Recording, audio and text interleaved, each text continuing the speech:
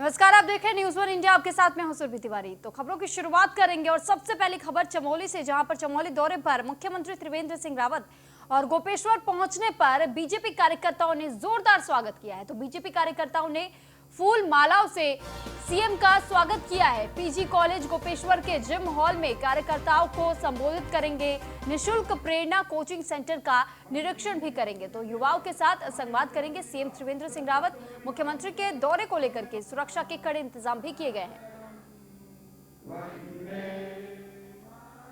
तो चमोली में सीएम त्रिवेंद्र सिंह रावत दौरे पर है और ऐसे में उन्होंने स्कूलों का निरीक्षण किया है और जिस तरीके से जो सुरक्षा के इंतजाम है, सीएम के आने से पहले ही सुरक्षा व्यवस्था के चाक चौबंद इंतजाम यहां किए गए थे।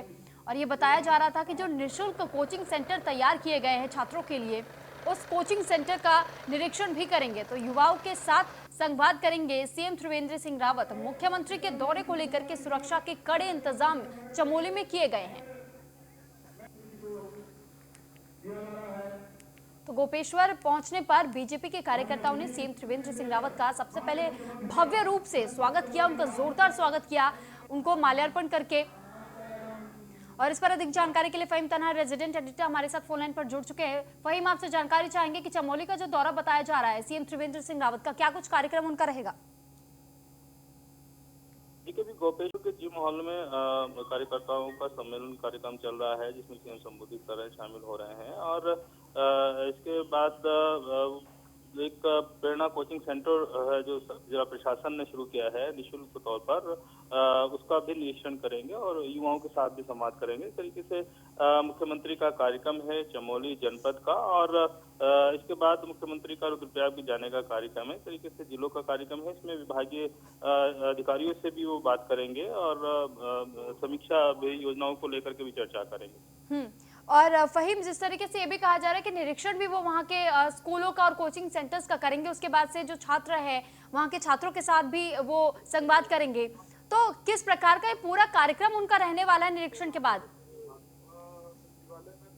देखिए, ये मुख्यमंत्री का कार्यक्रम है, काफी महत्वपूर्ण दौरा है अगर मुख्यमंत्री के कार्यक्रम के हिसाब से देखते हैं। और वो जैसे अभी जिम हॉल में वो कार्यकर्ताओं के साथ संवाद कर रहे हैं, उसके बाद वो निरीक्षण भी करेंगे। और काफी अहम है ये दौरा सीएम का। इसमें कई जो योजनाएं हैं, विकास योजनाएं, उसका भी सीएम ने।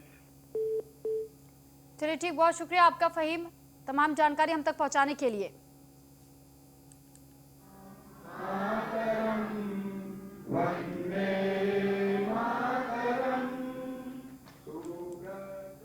और वहीं 7 फरवरी को डोईवाला दौरे पर सीएम त्रिवेंद्र सिंह रावत रहेंगे। तो डोईवाला को सीएम त्रिवेंद्र सिंह रावत करोड़ों की सौगात देंगे। विदालना नदी पर बने पुल का करेंगे लोकार्पण। 6 करोड़ 74 लाख 78 हजार की लागत से ये पुल बनाया गया है। पर्वतीय इलाकों के गांव को सड़क से जोड़ने की कोशिश इस दौरान की जा रही है। तो 6 करोड़ 74 लाख 78 हजार की लागत से इस पुल को बनाया जा रहा है। और ऐसे में ये बड़ी सौगात डोईवाला के लोगों को सीएम त्रिवेंद्र सिंह रावत देंगे।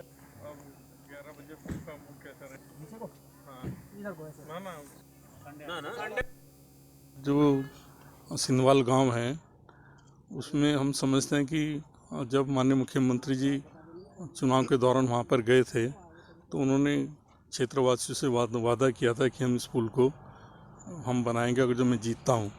तो उसे पूरा करने हमारे माननीय मुख्यमंत्री जी करने जा रहे हैं। वो उसका लोकार्पण 7 तारीख को इसी ग्राउंड में 12 बजे करेंगे।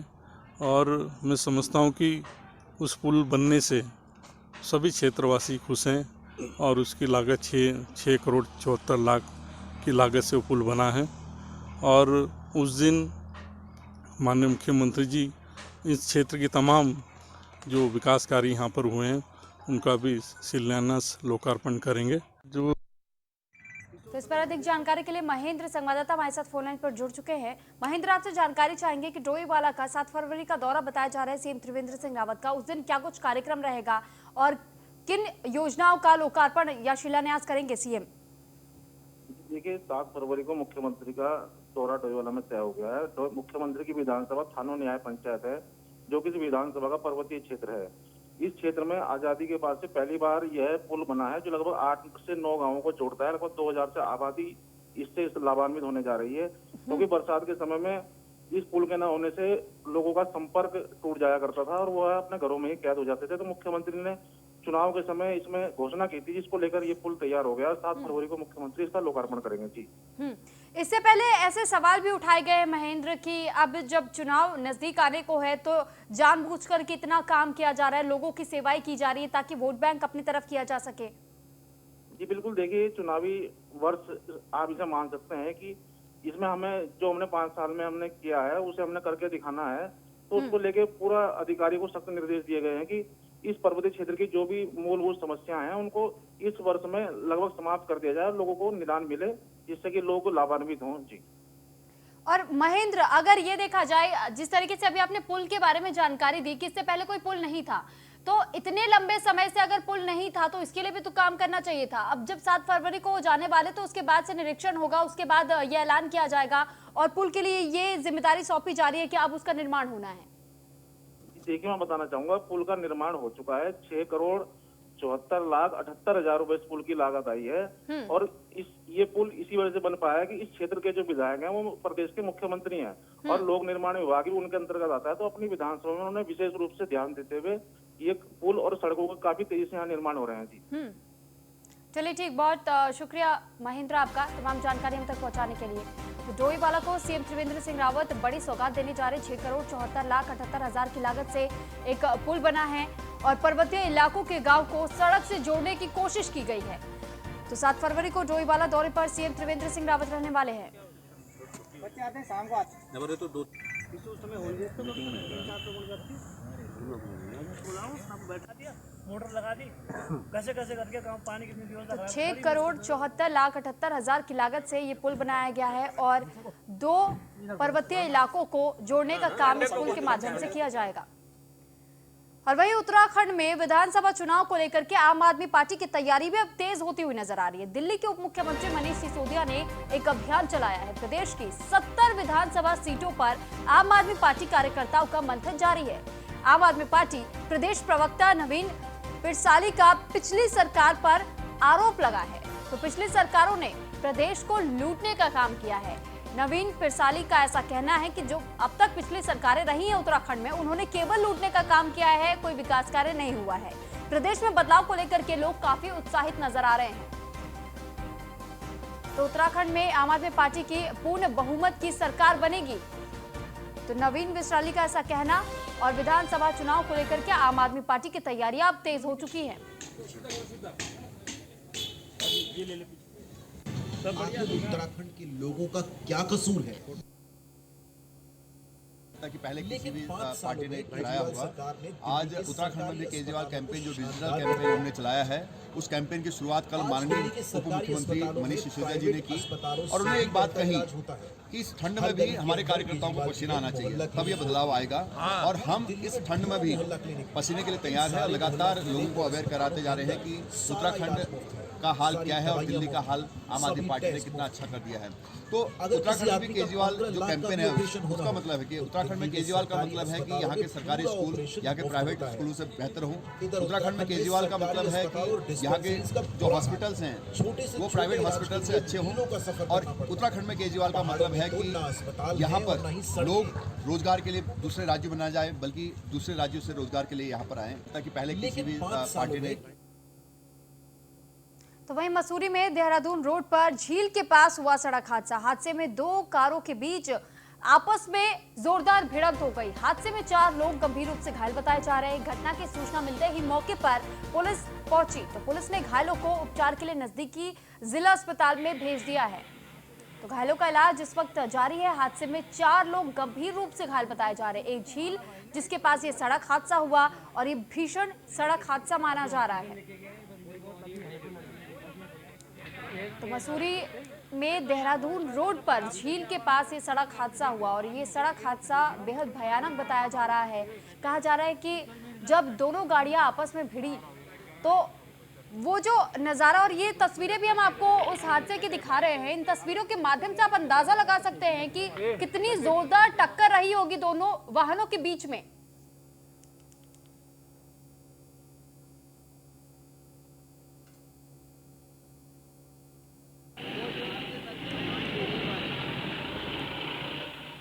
और अब खबर हरिद्वार से, जहां पर कुंभ मेले को लेकर के तैयारियां तेज की जा चुकी है। मेले को लेकर के नोटिफिकेशन नहीं हुआ, तो अभी तक कोई नोटिफिकेशन जारी नहीं किया गया है और श्रद्धालुओं की कुंभ को लेकर लगातार संख्या बढ़ती चली जा रही है। सोशल डिस्टेंसिंग के नाम पर सिर्फ खाना पूर्ति का खेल चल रहा है।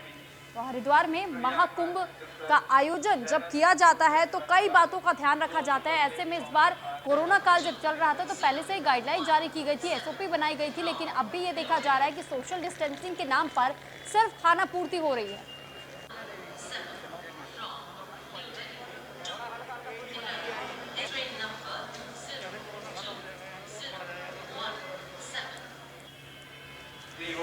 हरिद्वार में कुंभ मेले को लेकर के तैयारियां तेज हो चुकी है और ऐसे में मेले को लेकर के नोटिफिकेशन अब तक कोई नहीं आया है और अभी तक कोई नोटिफिकेशन जारी नहीं की गई है, जिस वजह से श्रद्धालुओं की कुंभ को लेकर के लगातार जो संख्या है वो बढ़ती चली जा रही है। सोशल डिस्टेंसिंग का पालन करने को कहा गया था, गाइडलाइन जारी की गई थी, लेकिन अब तस्वीरों में भी देख सकते हैं कि कैसे यहाँ पे श्रद्धालुओं की भीड़ तो उमड़ रही है, लेकिन सोशल डिस्टेंसिंग का ख्याल कोई नहीं रख रहा। तो केवल सोशल डिस्टेंसिंग के नाम पर केवल खाना पूर्ति का खेल चल रहा है।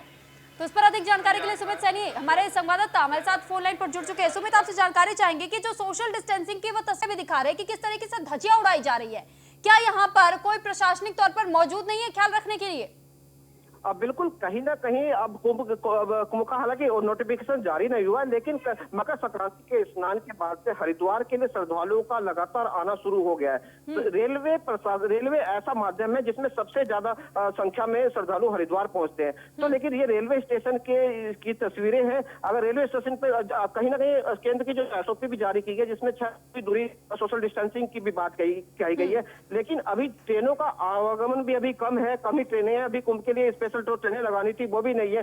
तो ऐसे में ये हालात है कि सोशल डिस्टेंसिंग का कोई भी पालन नहीं किया जा रहा और इसके लिए जो हालांकि रजिस्ट्रेशन कराने के लिए शिक्षा विभाग के कर्मचारियों को यहाँ पर लगाया गया है, लेकिन उसके उलट ही वहाँ पर स्वास्थ्य विभाग की कोई भी टीम यहाँ पर मौजूद नहीं थी। प्रशासन पुलिस विभाग की बात करें तो पुलिस के विभाग से भी कुछ 1-2 लोग यहाँ पर मौजूद रहे, लेकिन कहीं ना कहीं सिर्फ मुख्य दर्शक बनकर यहाँ पर खड़े हुए हैं। कोई भी सोशल डिस्टेंसिंग के नियमों का पालन करवाने के लिए सख्त कार्रवाई नहीं कर रहा है। केवल खाना पूर्ति कर देने से अगर यहाँ पे मान लीजिए जितनी तादाद में श्रद्धालुओं की संख्या बढ़ रही है और लगातार भीड़ इकट्ठी होती चली जा रही है और ऐसे में अगर कोई नोटिफिकेशन नहीं जारी किया गया, एसओपी लेकिन इससे पहले ही जारी कर दी गई थी और लोगों से कहा गया था कि कोरोना काल को ध्यान में रखते हुए ही ये पूरा आयोजन होना है, तो ये किस तरीके का काम या किस तरीके की निगरानी रखी जा रही है अधिकारियों की तरफ से? ये तो लापरवाही कहेंगे। बिल्कुल एक बहुत बड़ी चुनौती है कुंभ को लेकर, लेकिन अगर अभी के जो हालात है, अभी के हालात में ये स्थिति है, तो अगर जब रेलवे के द्वारा लाखों की संख्या में श्रद्धालु जब पहुंचेंगे तब उस स्थिति को संभाल पाना बहुत बड़ी चुनौती होगी प्रशासन के सामने, मेला प्रशासन के सामने भी, क्योंकि ये जो इस दृश्य को देखकर साफ बताया जा सकता है रेलवे प्रशासन की लापरवाही इसमें साफ तौर पर है, स्वास्थ्य विभाग की भी लापरवाही इसमें साफ तौर पर। कोई भी प्रशासनिक अधिकारी के द्वारा सोशल डिस्टेंसिंग के लिए जो नोट तो कर रहे हैं, इनके जो एड्रेस है वगैरह नोट किए जा रहे हैं, लेकिन इनको किसी तरह से भी निर्देशित नहीं किया जा रहा है कि सा डिस्टेंस भी बना जाए। ठीक सुमित, लेकिन अगर हम बात करते हैं कि अभी जैसे आपने कहा कि एसओपी जारी की गई, गाइडलाइन जारी की गई, लेकिन पालन करते हुए कोई नजर नहीं आ रहा, तो अगर यहाँ पर मान लीजिए एक बड़ी संख्या अगर कोरोना संक्रमित हो जाती है तो ऐसे में जो लापरवाही के सवाल यहाँ खड़े हो रहे हैं और उसके बाद तो ये सभी लोग हाथ खड़े कर देंगे। बिल्कुल साफ तौर पे इस पहल को देख के साफ लगता है कि कहीं ना कहीं किसी न किसी दूसरे डिपार्टमेंट के ऊपर ये जिम्मेदारी थोपी जाएगी, क्योंकि कहीं ना कहीं साफ जो दृश्य है वो साफ दिखाई दे रहा है और साफ एक चेतावनी भी दे रहा है कि ये अभी ऐसा माहौल है जब ट्रेनें सुचारू रूप से जब चल जाएंगी तो यात्रियों का आवागमन ज्यादा होगा, तो तब किस तरह से कंट्रोल कर पाएंगे। एक और ये भी देखा जा रहा है सुमित कि एक और जब पीएम मोदी ऐसा नारा दे देते हैं कि जब पहले उन्होंने ये कहा था कि जब तक दवाई नहीं तब तक ढिलाई नहीं, और जब वैक्सीन आ गई उसके बाद भी पीएम मोदी ने यही कहा कि तब भी आपको दवा के साथ साथ इन गाइडलाइंस का पालन भी करना है, कि दवा आ गया है तो ऐसा नहीं करना आपको कि सारी गाइडलाइंस की धज्जियां उड़ा दे आप लोग, बिना मास्क के रास्तों पर निकल जाए। लेकिन अब भी इस तरीके से की हरकतें अगर सामने आ रही है, इससे पहले फायर विभाग को लेकर भी सवाल खड़े हुए थे, तो अगर महाकुंभ को लेकर के हर बार आपको पता होता है कि इतनी संख्या में श्रद्धालु यहाँ इकट्ठे होंगे, तो ये जानबूझकर के लापरवाही आखिर हर मामले में क्यों बढ़ती जा रही है?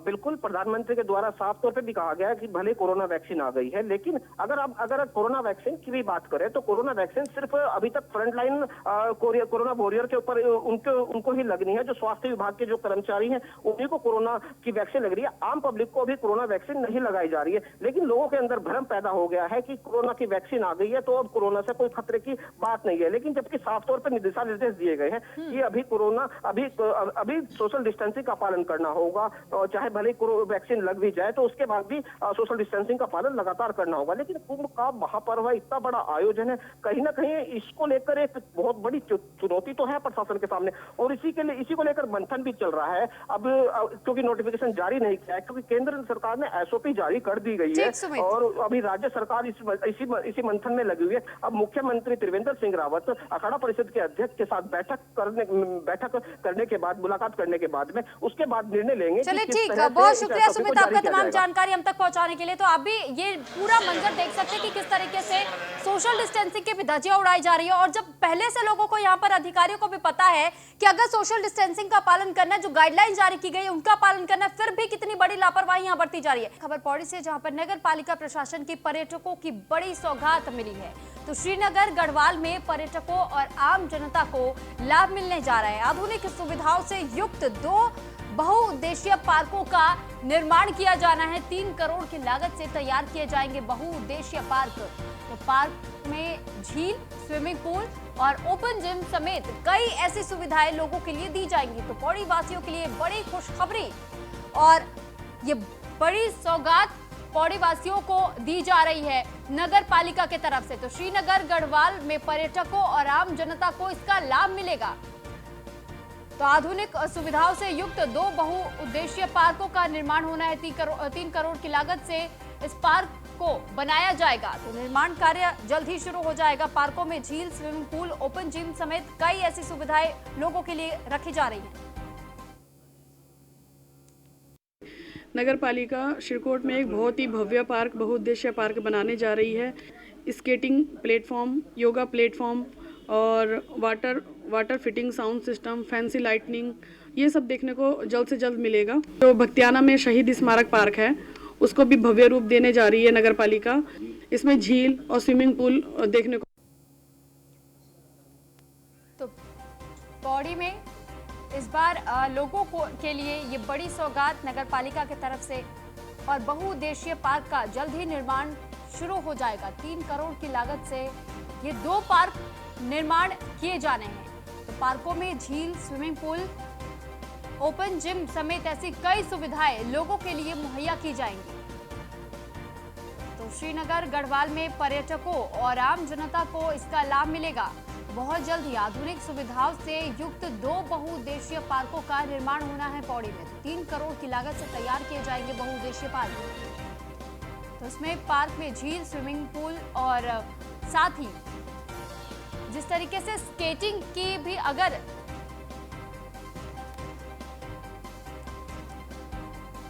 तो इस पार्क का निर्माण कार्य जल्द ही शुरू होगा और इसका ऐलान कर दिया गया है। वहीं जिला अस्पताल पौड़ी का पीपीपी मोड पर संचालन शुरू हो चुका है। महंत इंद्रेश अस्पताल देहरादून की ओर से किया गया है संचालन। तो लंबे समय से बंद पड़े आईसीयू सेंटर को संचालित किया जाएगा। 5 फरवरी से घड़ियाल में भी इसका संचालन शुरू होगा। तो मरीजों का इलाज जिला चिकित्सालय पौड़ी में ही उपलब्ध होगा। 5 फरवरी से घड़ियाल में भी इसका संचालन शुरू हो जाएगा।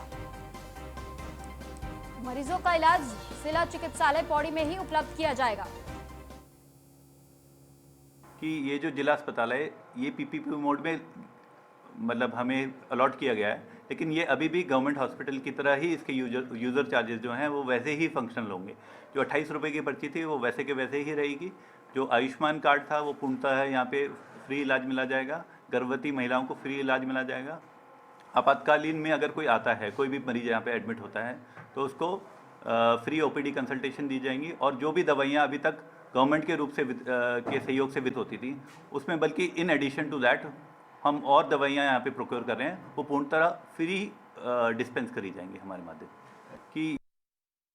तो इस पर अधिक जानकारी के लिए मुकेश बछेती संवाददाता हमारे साथ पौड़ी से जुड़ चुके हैं। मुकेश, आपसे जानकारी लेंगे कि जो आईसीयू सेंटर्स अब तक बंद बताए जा रहे थे, उनका संचालन एक बार फिर से शुरू करने की बात कही गई है, तो इससे कितनी सुविधा पौड़ी वासियों को मिलेगी? जी बिल्कुल, कहीं ना कहीं पीपीपी मोड पे जाने के बाद जो जिला अस्पताल है उसमें जो बंद पड़ी मशीनें थी वो दोबारा से चालू होंगी। उससे कहीं ना कहीं ग्रामीण इलाकों में इसका फायदा मिलेगा, क्योंकि जो पहला अस्पताल जिला अस्पताल था वो रेफर सेंटर के नाम से जाना जाता, मगर महंत इंद्रेश अस्पताल के पास जाने के बाद अब ये जताई जा रही कि जो भी मशीनें थी, चाहे वो एक्सरे की मशीन की बात करें, चाहे वो अल्ट्रासाउंड की मशीन की बात करें, चाहे आईसीयू की बात करें, ये सब संचालित होंगे, जिससे ग्रामीण इलाकों को फायदा होगा। चलिए ठीक, बहुत शुक्रिया आपका तमाम जानकारी हम तक पहुंचाने के लिए। और डोईवाला में one nation one ration card योजना का शुभारंभ होने जा रहा है। 5 फरवरी को होगा योजना का शुभारंभ। योजना के तहत डिजिटल राशन कार्ड तैयार होंगे, तो मुख्य अतिथि के रूप में ओएसडी धीरेन्द्र पवार रहेंगे मौजूद। राशन कार्ड धारकों को राशन वितरण में लाभ मिलेगा, पूर्ति निरीक्षण की जाएगी और साथ ही ये जो कहा गया है कि राशन कार्ड की उपलब्धता 5 फरवरी से ही शुरू कर दी जाएगी। यानी one nation one ration card का ऐलान जो 2014 के वक्त में किया गया था, अब धीरे धीरे इसका इम्प्लीमेंटेशन भी दिखाई दे रहा है और लोगों को अब मिलना भी शुरू हो रहा है। तो 5 फरवरी को इस योजना का शुभारंभ किया जाएगा। जैसा कि ये विदित है कि one nation one ration card योजना की जो है उसके तहत कार्ड धारक जो है राशन अपना कहीं से भी प्राप्त कर सकता है। इसमें उनको सुविधा प्राप्त होगी। इसके तहत पीवीसी कार्ड, स्मार्ट कार्ड जो है हमारे हैं, वो हम लोग पहले ही माननीय मुख्यमंत्री जी इसका शुभारंभ कर चुके हैं। उसी क्रम में हम लोग भी अपने डोईवाला क्षेत्र में इसका शुभारंभ करने जा रहे हैं। दिनांक 5 तारीख को ब्लॉक सभा कार्यक्रम आयोजित है। उसमें जो हमारे पीवीसी कार्ड है धारक है, उनको कार्ड वितरण किया जाएगा। सुविधा के तहत उनके पास वो कार्ड स्मार्ट कार्ड के रूप में काम करेगा और कहीं से भी राशन प्राप्त करने के हकदार होंगे। इस पर अधिक जानकारी के लिए महेंद्र चौहान संवाददाता डोईवाला से हमारे साथ जुड़ चुके हैं। महेंद्र, ये जो one nation one ration card जो लोगों तक अब पहुंचाए जाने की कवायद शुरू की जा चुकी है, 5 फरवरी से इसका शुभारंभ भी कर दिया जाएगा, तो इसके बाद से लोगों के बीच में कैसा माहौल देखने को मिल रहा है? देखिए, केंद्र और राज्य की महत्वपूर्ण योजना है one nation one ration card. इसमें एक राशन कार्ड से ही पूरे देश में व्यक्ति कहीं से भी किसी से भी विक्रेता से राशन ले सकता है। इसको एक डिजिटल रूप में एटीएम की तरह इस कार्ड को बनाया गया है। इससे एक तो पेपर की बर्बादी, जैसे पहले कई पेज का राशन कार्ड हुआ करता था, वो अब नहीं होगा। एक डिजिटल रूप में लोगों का डाटा विभाग के पास मौजूद होगा। दूसरा, इस सार्वजनिक वितरण प्रणाली में पारदर्शिता लाने के लिए भी इस कार्ड को बनाया गया, क्योंकि जो सभी मेंबरों के आधार कार्ड उसमें लिंक होंगे और क्यूआर कार्ड उसमें मौजूद होगा। तो तमाम तरह की सुविधाएं एक छोटे से राशन कार्ड में लोगों को मिल पाएगी। जी चलिए ठीक, बहुत शुक्रिया महेंद्र आपका तमाम जानकारी हम तक पहुंचाने के लिए। तो मसूरी में एक बार फिर तापमान में भारी गिरावट दर्ज की गई है, वहीं बारिश होने के आसार भी जताए जा रहे हैं। मौसम विभाग ने अगले 2 दिनों में ऊंचाई वाले क्षेत्रों में बारिश और बर्फबारी होने का अनुमान जताया है, जिसकी वजह से ठंड बढ़ गई है। तो मौसम विभाग ने अगले 2 दिनों में ठंड के बढ़ने की आशंका जताई है।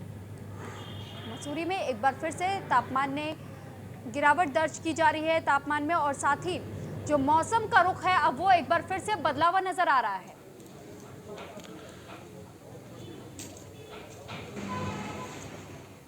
तो फिलहाल देवभूमि में इतना ही। आप बने रहिए न्यूज़ 1 इंडिया के साथ। नमस्कार।